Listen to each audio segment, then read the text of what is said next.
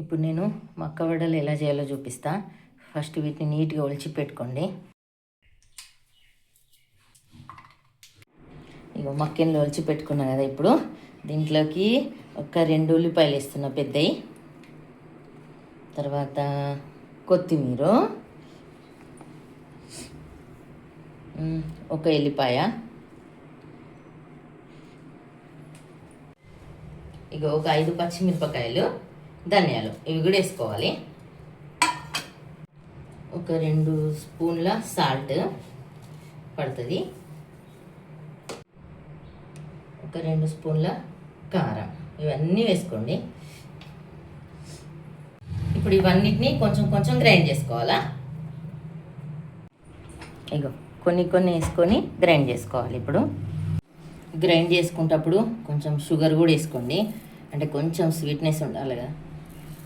దీంట్లో వాటర్ పోయాల్సిన పని లేదు, ఎందుకంటే ఉల్లిపాయలతోనే అవి గ్రైండ్ అయిపోతాయి.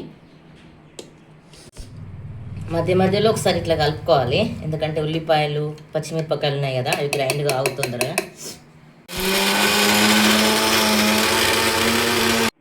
చూడండి ఇట్లా పేస్ట్ లాగా మంచిగా అయిపోవాలి. మరీ సన్నగా కాదు, కొంచెం పలుకులు ఉన్నా ఏం కాదు.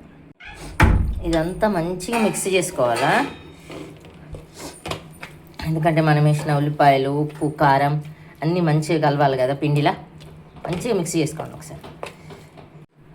పిండి కొంచెం మెత్తగా అయింది చూడండి, ఎందుకంటే కొంచెం మక్కెన్లు లేతగా ఉన్నాయి కదా. ఇవి గారెలు చేసుకోవడానికి మనకు రాదు, కాబట్టి కొంచెం శనగపిండి వేసుకుందాం బైండింగ్ కోసం. అంతే, కొంచెం వేసినా సరిపోతుంది. ఇప్పుడు మొత్తం దీన్ని మంచిగా మిక్స్ చేసుకోవాలా, అయితే మనకు గారెలు చేయడానికి కంఫర్ట్ ఉంటుంది.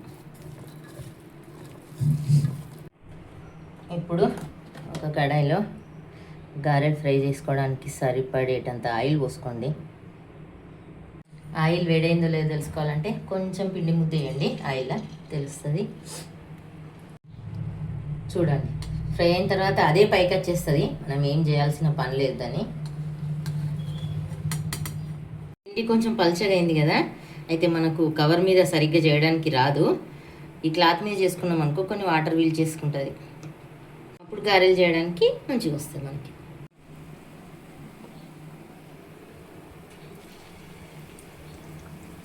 అంతే, ఈ గారెల్ని వేడి వేడి నూనెలో వేసేయండి. ఫస్ట్ వాటిని ఏం కదిలియద్దు, కొంచెం ఫ్రై కాగానే అవే పైకి వస్తాయి ఇట్లా, అప్పుడు వాటిని ఇట్లా ఒకసారి తిప్పేసుకోండి అంతే. ఫ్లేమ్ మీడియంలో పెట్టి ఫ్రై చేసుకోండి.